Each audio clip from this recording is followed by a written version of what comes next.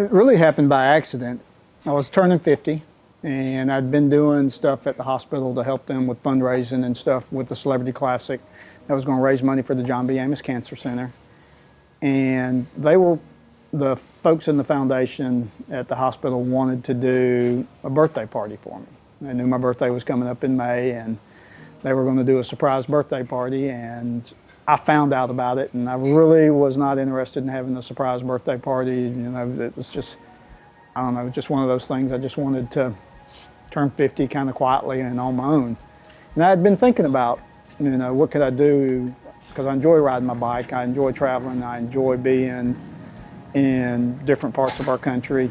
And really that's what it was going to be. It was going to be a birthday gift to myself to ride the lower 48 states and just travel the country. And talking to the folks at the hospital, told them, you know, look, I've heard that you were going to do this surprise birthday party for me, and I really don't want that. I want to be out of town. I'm going to be riding my motorcycle. You know, if there's something that we could do that would help generate interest with something at the hospital while I'm on this journey, then by all means, let's do that. And the next day I got a phone call back from Karen from the foundation, and she said, well, we've met with the board, and the board's pretty excited about doing this fundraiser with your conjunction with your ride for your birthday across the lower 48 states and raising money for Children's Miracle Network. And from there, the rest has kind of been history. The first time I went off and did this journey, I felt like it would just be a one-time trip. I would do it by myself, and I would come home, and hopefully we raised a little bit of money and a little bit of awareness for the Children's Miracle Network. And it was going to be a one-year trip, and that would be it. You know, it would never happen again. And I had a lot of guys that talked to me about not doing the journey. They said, you know, you really shouldn't go by yourself. You know, the world is a dangerous place.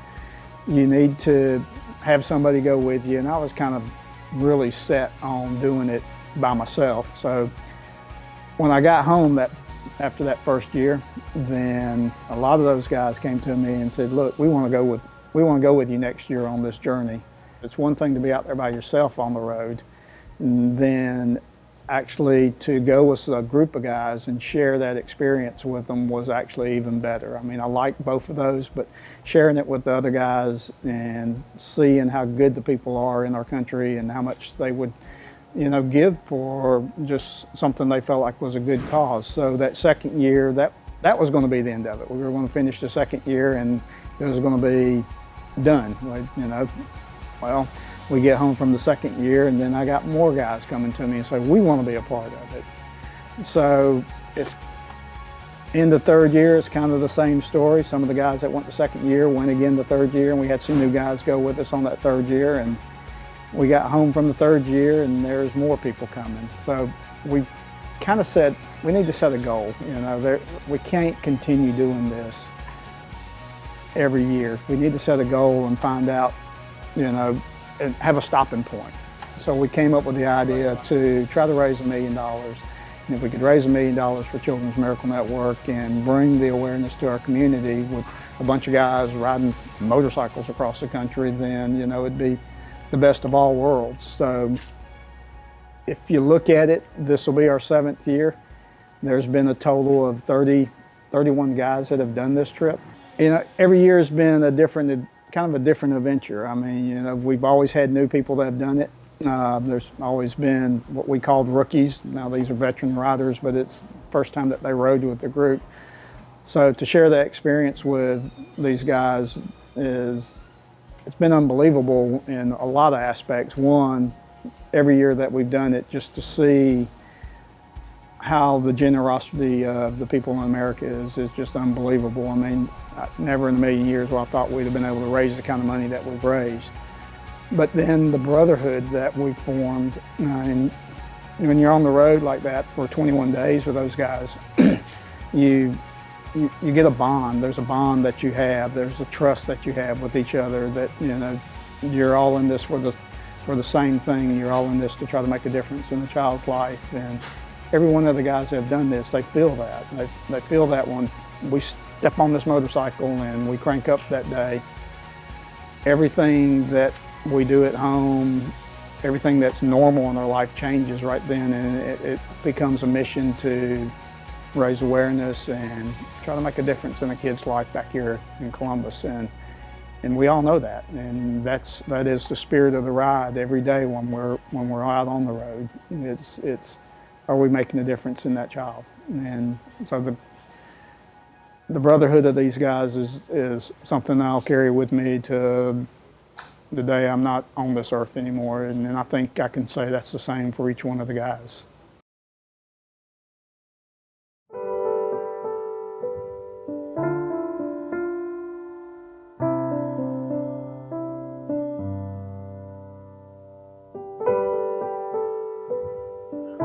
Who are these guys? They look like a bunch of outlaws. The black dusters, the hats, the Harleys. What are they doing? There are people out there that care enough to want to give a tremendous gift. Luke 12:48, for those that are given, much is required. This ride creates a bond amongst us. There's so many good things that happen to you. Obviously, you love to ride my motorcycle, so that was the first inspiration. When I first got inspired to do it, I said, man, this is my chance to see 48 states riding on a Harley. But then we found out what it was for, and I actually got out on the ride, started visiting some of the hospitals. It really endeared me to the ride. Our hospital is just outstanding. Our staff, all the way from the doctors down to the janitors. Doing something bigger than yourself, something that doesn't directly benefit you. What started off as just seemed like a fun thing, it really kind of touches you. One thing that kind of drives me behind it, you see these kids in the hospital and you see them, the attitude, they have the best attitudes in the world, and to make a little bit of a difference, to make things better. They're not going it alone. I think a lot of it is being prepared mentally, physically, and then mechanically, making sure you're prepared as well. I mean, they have people on this ride that are good mechanics, and they can take care of it. Some of us actually pack tools. It's why some of us have to pack less clothes. But that still doesn't guarantee there's no breakdowns or issues on the ride. No man's left. We don't ever leave anybody alone. When you do, you just know that you're in good hands with the folks that you're with. And most of us have ridden a lot of miles, so we know pretty much what we're going to expect. But there's always going to be the chance that something will happen that you just can't prepare for. The first year I tried to take a clean change of clothes for every day. Not a good idea. Now I pack very light. It's about 5,000 for the 3 weeks that we're on the road. And of course, we fund all of that ourselves. Because the money that we do collect on the road, everything comes back here for the Children's Miracle Network. The planning for this trip starts 6 months before we leave town. After the first of the year, there is an awful lot of work that's going on.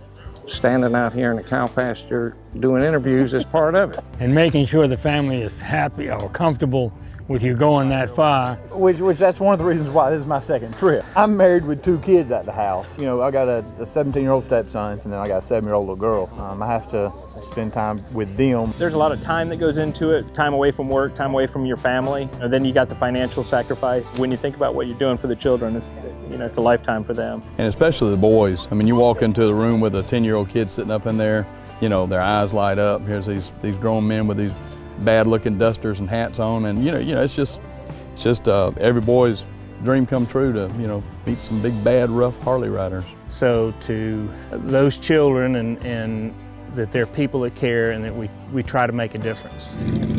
Bikers have had bad names in a lot of places. You see us ride in, 12 of us, 14 of us, there's 22 of us this year. Bikes all labeled out and dressed out and everything. Good conversation starter for sure. It sparks an interest, everywhere. Gives us a chance to tell the story. But once we get to talk to them, explain what we're doing, this is just our uniform. They warm up to us and really help us out. You hear how people up north are hard to get along with, but it's been my experience that everywhere we go in all 48 states, there's been nice people. I know how it is when we ride in town, and we'll stop for, say, lunch, and we go into a little small town and have a little restaurant over there or something like that, and we walk in with this garb on, and there's just a little chatter, and all of a sudden everything gets dead quiet. But as soon as they find out what we're doing and we're raising money and funds and raising awareness for Children's Miracle Network, then we can't leave.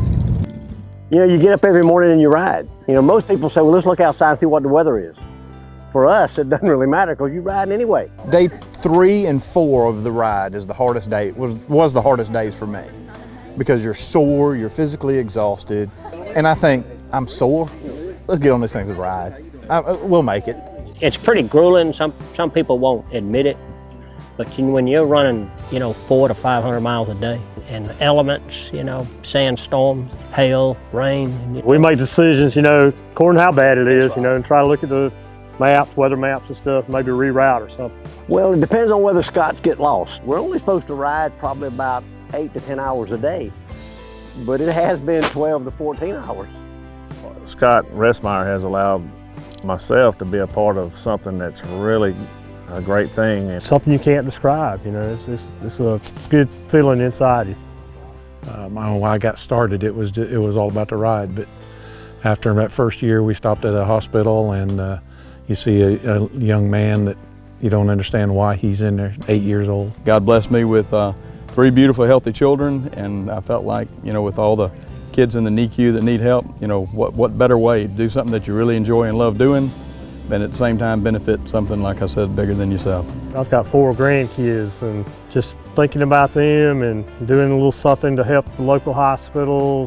What do you say to a baby? Love you. And what do you say to the parents? Love you. Love your baby. We're going to help. You run into people at the grocery store, and you might have your shirt on. Do you ride with the Miracle Riders? Yes, I do. The Columbus community that supports this makes this all possible. This is not anybody individually. This is everybody all together doing this, and we just appreciate that. We love y'all. From the depths of our heart, we truly love the kids at the NIC unit in the hospital. And we pray for them, we wish them the best, and we know that God's on their side.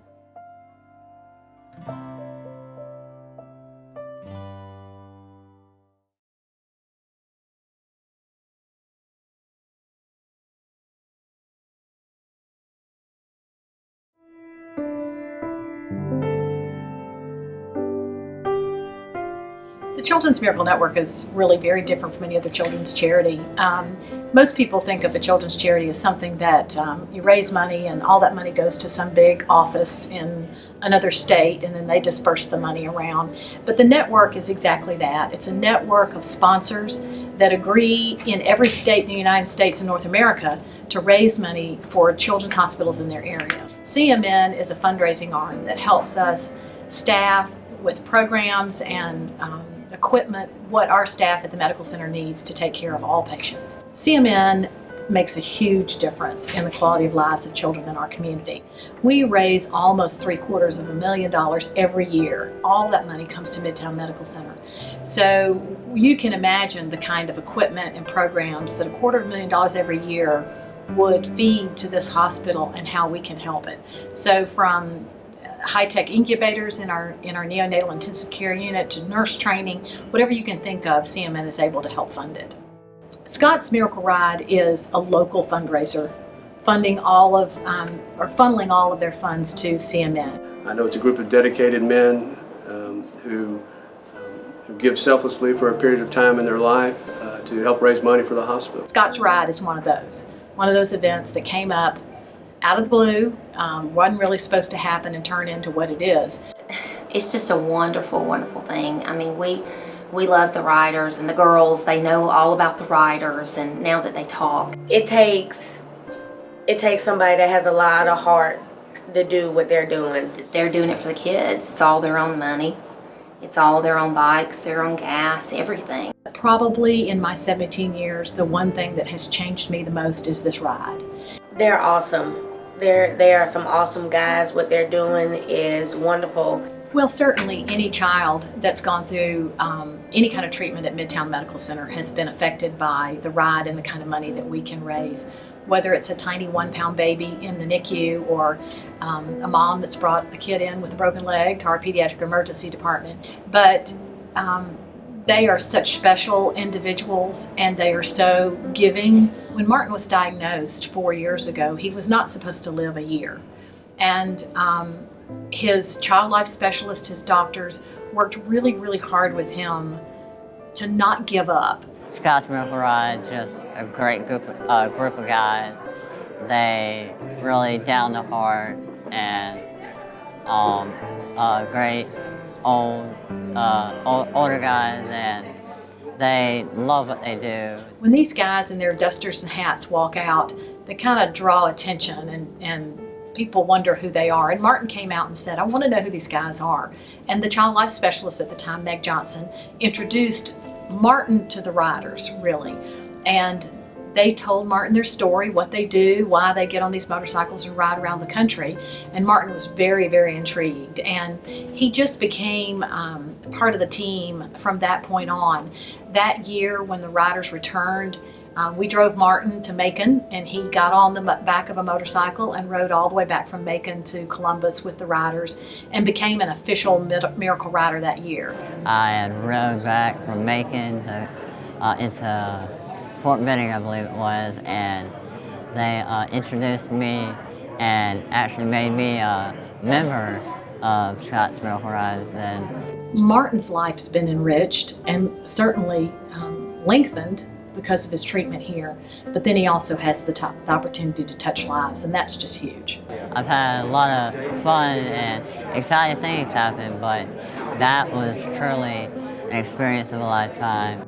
Parents of children that are being treated at Midtown Medical Center, we hope, if we're telling our story correctly, really understand how CMN and the opportunity to fundraise under that umbrella changes the opportunity to care for their kids. These babies are so tiny, they have to have special respirators. And on that respirator is a little brass plaque that says, made possible by a donation to Children's Miracle Network. I guess there's a couple of different scary moments. I mean, you've got, of course, the morning that the doctor comes in and he tells you it's time to deliver, and you're thinking, okay, let's just wait one more day, 2 more days. To say it was a good experience is tough. Because it's life or death a lot, but definitely glad that we were in a facility that is in partnership with the Children's Miracle Network. It was great. If I had to do it all over again, I would. The staff was wonderful. I was actually afraid to take him home because I was so used to having them there. But it was one of the best experiences that I ever had, and it really taught me a lot.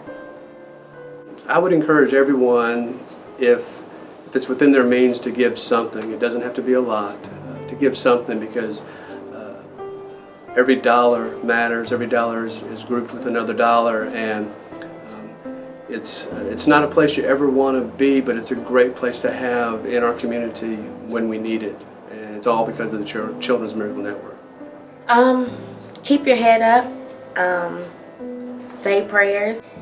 I don't even know if I can express what I would just actually say, because I don't know if even thank you is enough. Don't be afraid to get information about your child, because that's your child and you need to know everything that's going on with your child. By far, the most enjoyable part of my job is the people. Meeting the people, whether they're a donor or a family member or a child or a nurse or a doctor or a caregiver, or these riders. Remarkable, remarkable people that would never have been a part of my life if I hadn't worked here. And it's those people that are making everything happen. They are the backbone. And then you talk to these riders and you understand what big hearts they have and how much they enjoy giving back to their community and making a difference in a kid's life. I'm forever enriched by the people I've met.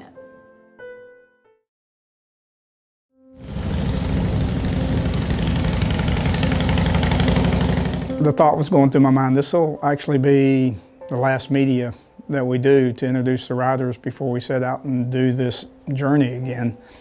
So each step leading up to the departure of the ride, it starts to hit home. I realize that this is it. This is the final ride, and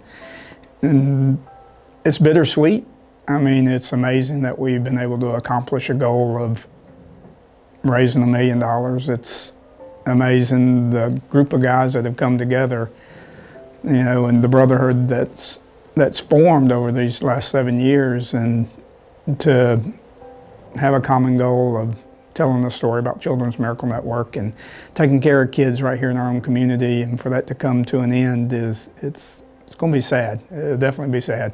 I know there won't probably be a dry eye on the stage when we get home on the 22nd of May, and it'll be tears of joy, but it'll also be some sadness there.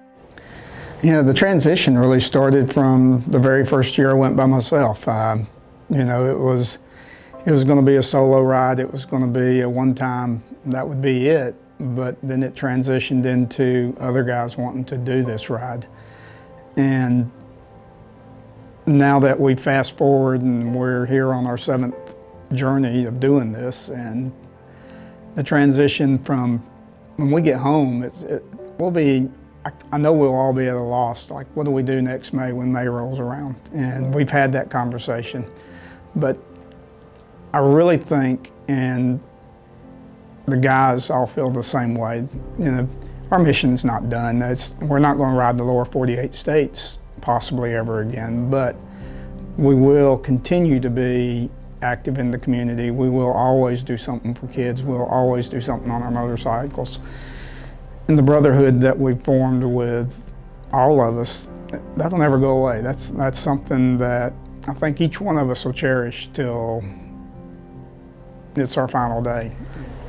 You know, the support from the community from the day one, from the first time I left, I mean, just the support that I had from the send-off, the support I got when I came home.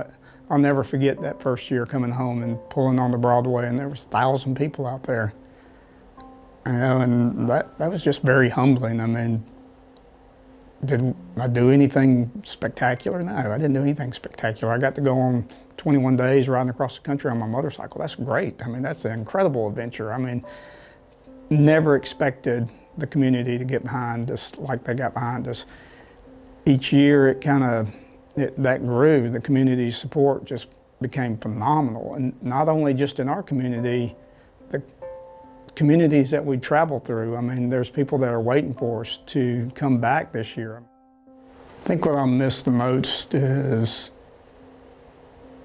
walking through the hospital and seeing the kids. And the opportunity's still there, but now we all pretty much have open access to get up there anytime we want to and go see kids and go see moms and go see dads that are going through that fight. That'll be one thing that I'll miss for sure. The preparation, it's a lot of getting ready is the media stuff, just the coordination of hotels, the routes, and all that. That's fun building up to it, but I promise you that day we leave, that's what we look forward to. There's nothing like sitting there in front of that hospital and cranking up your motorcycle that morning, and you know you're getting ready to head out on an adventure that we have no idea what that adventure is even going to bring.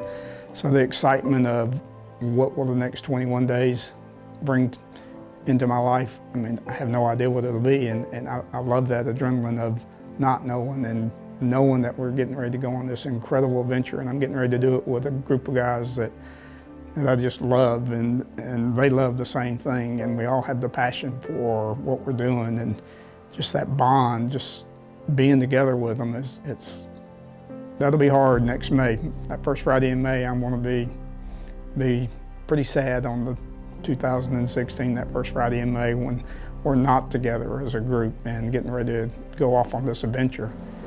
You know, it would be great if we rode in 80-degree weather, sun shining on our back and a warm breeze in our face for the next 21 days, but that won't be the case. You know, there'll be rainstorms for sure. But this ride will mark the end of an incredible journey. But it does open the door for our next journey. It does give us the opportunity to stay in our community. The Miracle Riders are not going anywhere. Miracle Riders are going to stay here. Miracle Riders are going to be out in our community doing something. To be able to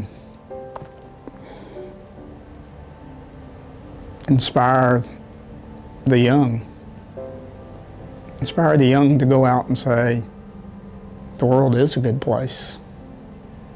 Our community is a good place. I want to grow up and I want to accomplish something that 30 guys on motorcycles did. I want to ride to the coast, see the sunset on the Pacific, and tell a story about a child back in Columbus, Georgia, that's fighting for his life. And so the whole world hears it and know that this is a good place, that the people of the world are very caring, and one person can make a difference.